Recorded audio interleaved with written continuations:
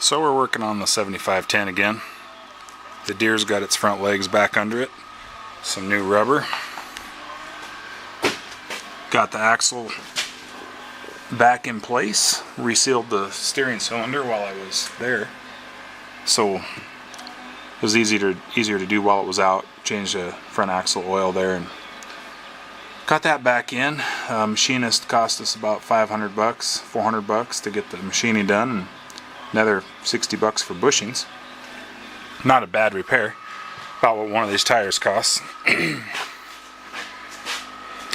So here's the front assist clutch. And the biggest problem I had with this when I tore it apart was the grooving that's in that housing. And that's right where these two washers ride. And there's some pressure loss that was going to happen there. Probably could have had a machinist ream that out and sleeve it, but I just didn't want to do that. So the dealer I got the tractor from, they ponied up and got a new case for me, which I really appreciate. Got all the seals and stuff to put this together, so we can go ahead and get started. Put new seals on the clutch, on the piston here that disengages this clutch. So I'm going to go ahead and throw this together, and before I spin the nut back down, I'm going to line these up inside this carrier on these grooves so that everything lines up, because when I tighten that nut I'm not going to be able to move these. So I'm going to go ahead and start throwing that together and see what it looks like. So we're going to go ahead and throw this the rest of the way together here. Here's the two bevel washers.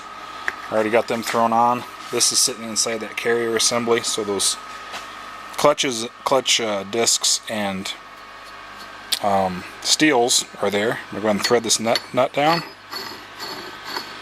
I'm going to get that snug, and then what I'm going to do is I'm going to give it a couple whacks with the hammer to start tightening it up before I throw it in the vise. That way those aren't going to move when I pull this out. I don't want those clutch discs to move. I want them to stay in line.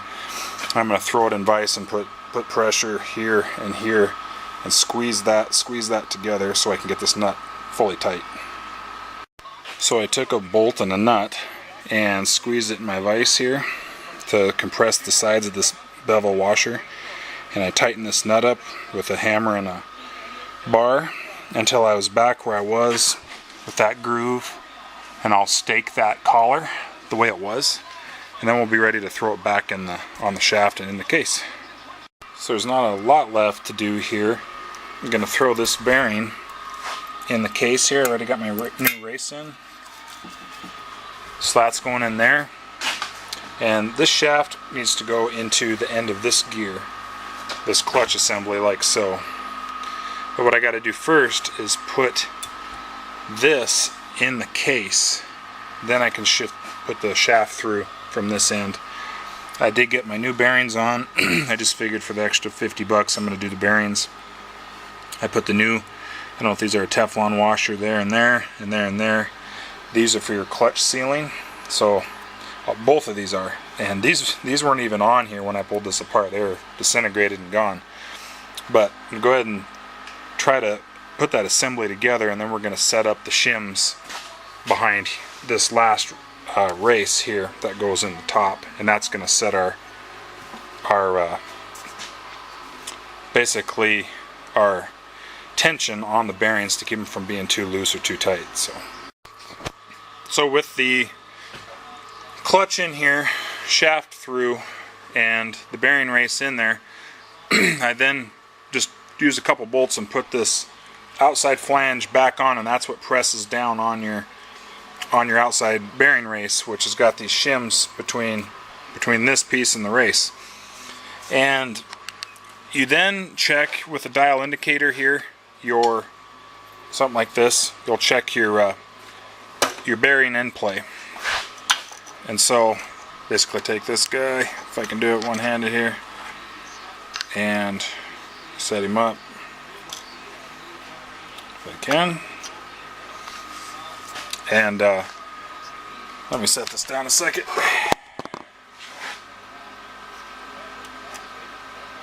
So I've got some preload here, and I just got it in a random spot, right? So we're measuring the preload on the end of this shaft, and I'm going to put a pry bar under here. We're going to check the end-to-end play in the shaft, and that's basically the slop in the bearings. And you can hear a little thump, but that's in the case. That's the splines on that clutch. We don't have any movement. And the spec is 1,000th to 4,000ths, which is very, very little. And the only problem I have with that spec right now is the main reason this shaft, this whole thing went out to begin with, was that the end play got too excessive and caused wear in the case, wear on the bearings. And I've got, I mean, if I give her a spin here, it's not acting like it's bound up. I'm afraid if I take a shim out of there and put in a smaller shim, I'm going to have excessive preload or excessive end play. I would rather be here, you know, with no real drag on the bearings than I would be too loose. I mean, especially because this whole case is full of oil.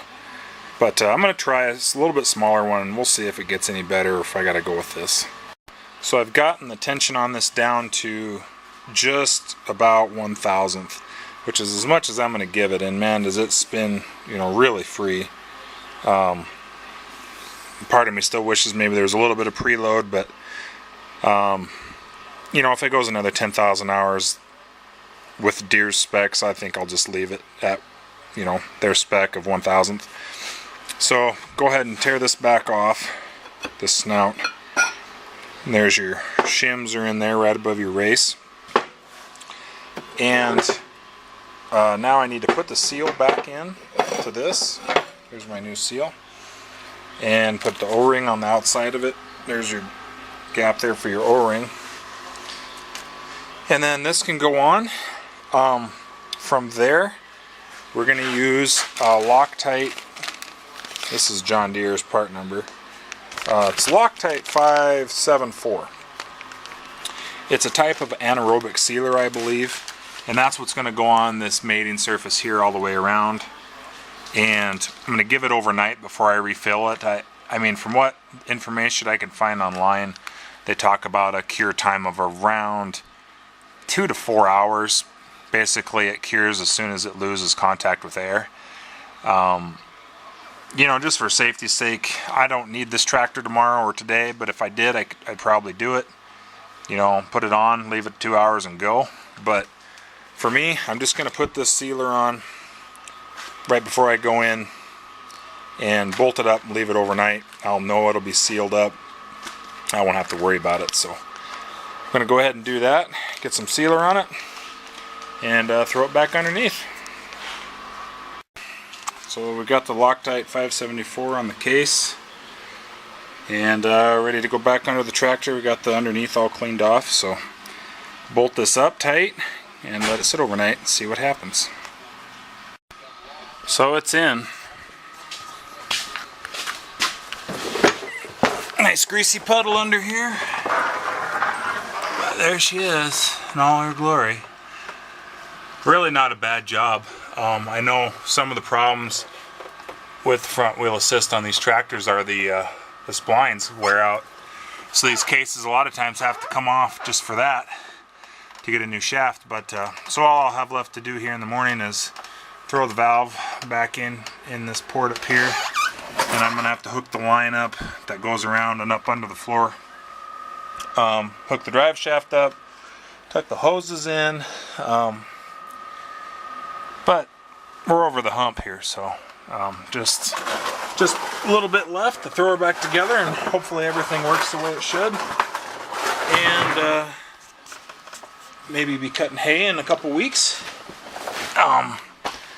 Kind of been having good weather for growing hay. It's been hot, and we've needed that to grow the hay. Got a little weather rolling in here tonight, going down the river, kind of rumbling away. If we can avoid the great white combine for a couple more weeks, maybe we got a chance at putting some good hay reserves up, and hopefully onto maybe even an easy winter What do you think of that? But yeah, looks good. I feel better about this all the time. As soon as this pulls out of here, it's going to be ready to go. Just be able to put the Vermeer 605 on here, and it should be in good shape. I'll just need to do a little servicing on the balers, both balers and the mower, rake, and we should be ready to cut here. So hoping for a good year. Hopefully this thing is not going to need anything more. I've got all new filters. Like I said, the front end is gone through now. Really doesn't need anything there. Put some new LED lights up in the top of the cab up there from A&I. I don't know if you can see them very well.